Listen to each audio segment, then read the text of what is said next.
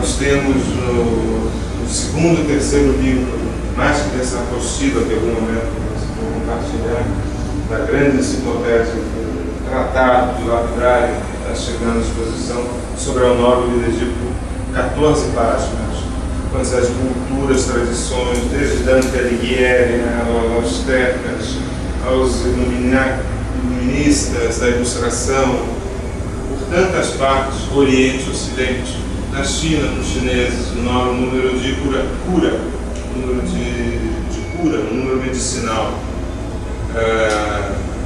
Em todas as vias, os testemunhos falam do 9 como um número de transcendência, de culminação. Aqui chegamos à Sofia, à sabedoria. Da ponta da gnose chegamos à Sofia, do conhecimento à sabedoria. Esse saber que certamente é um saber vinculado ao tempo, porque a essência dos cristais nos falam do tempo.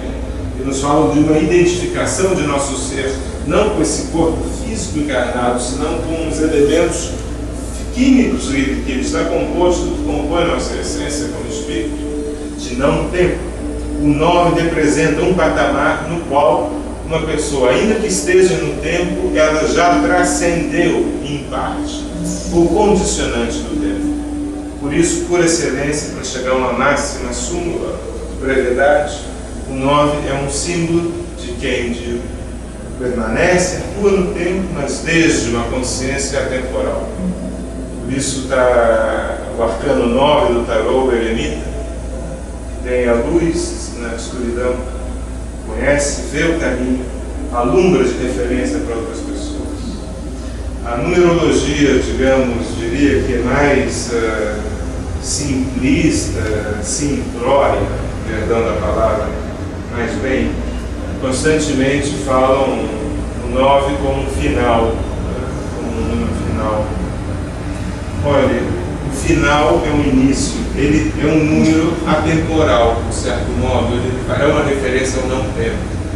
Então ele pode, tanto ao mesmo tempo, fim e início, porque ao completar um círculo, ele está criando algo. Por isso, esotericamente, no sentido etimológico da palavra esoterismo, o 9 realmente é o 10.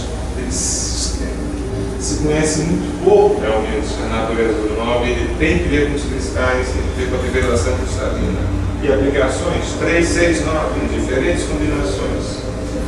Incluindo o 0 como primeiro dígito, quando nós chegamos no 9, esse é o 10º dígito do qual falamos.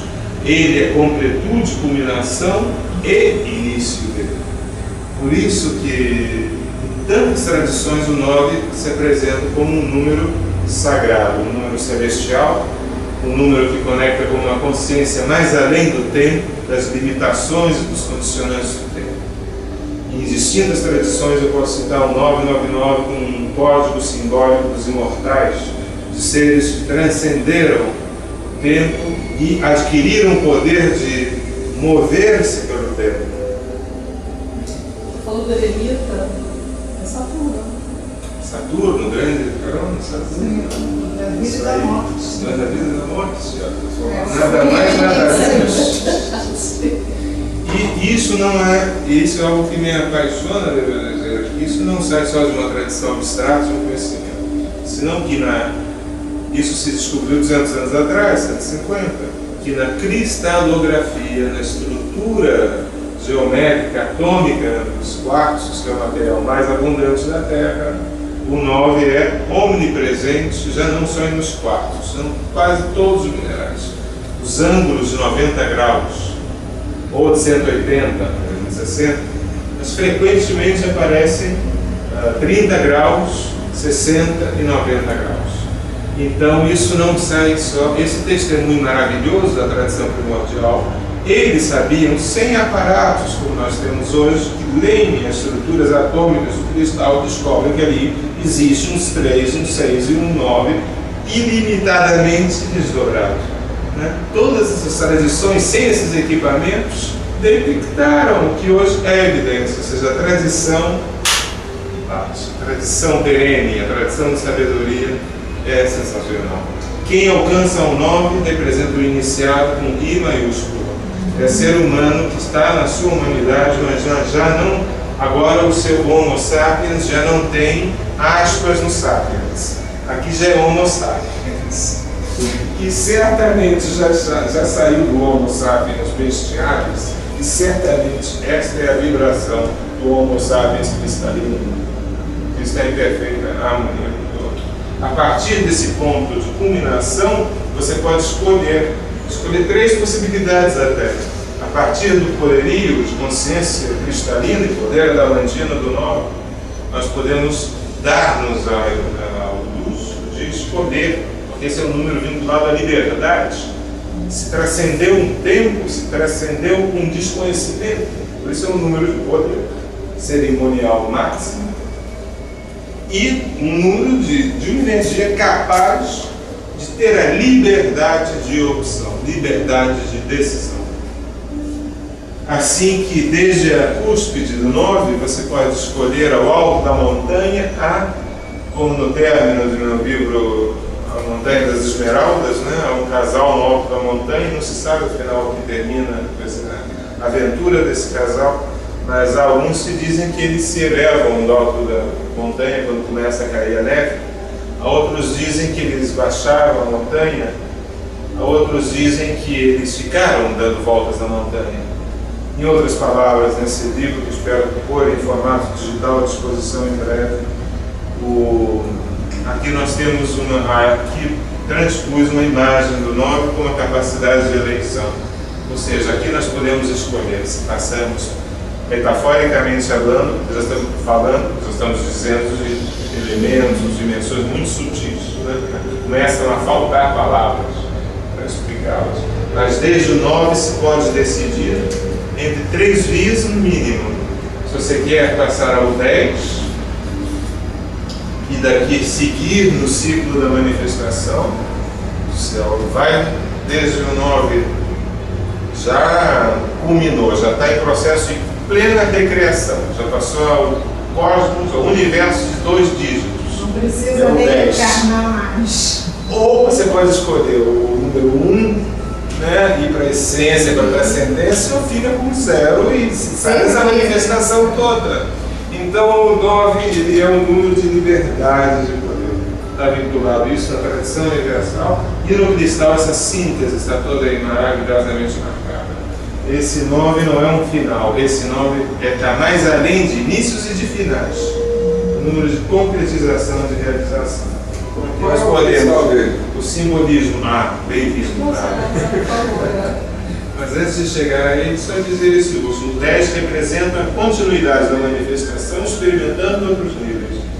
O 1 é voltar à essência de todo, né? E manter-se no multiverso desde um ponto essencial, no nível que chamamos dos deuses, etc. Ou a eleição pelo 0, que é o que está dando a manifestação e outra verdade. Aqui nós temos, como pedras mestras de culminação, de elevação do 9, nós temos o princípio em plena evolução, máxima evolução. Nós temos o quartzo hialino, quartzo poliédrico transparente e o diamante igual, o diamante romboédrico, como geralmente, perdão, assim, agora deu um branco em português, losango, não, romboédrico, na cristalografia,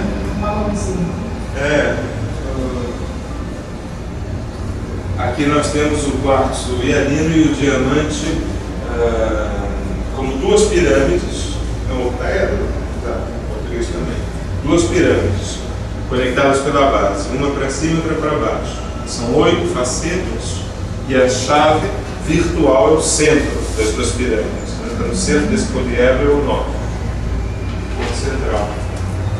E muitos diamantes cristalizam esse sistema belíssimo octaédrico. Tanto é assim que quanto mais conhecimento cristalino divulgado, amplificado, mais gente tem conhecimento de tudo isso, eu espero que mais pressão possa se fazer para que, até por interesse comercial, muitos que encontram os diamantes comecem a preservar os diamantes octaédricos. São uma beleza, as floridas também de forma octaédrica. São gemas de meditação, de ativação do terceiro chakra. Não tem nada igual como você deitar e ativar, pôr um triângulo aqui e ponto ascensivo da florida, né? Um octaedro, você está deitado em meditação e essa florida, ela se faz fluir.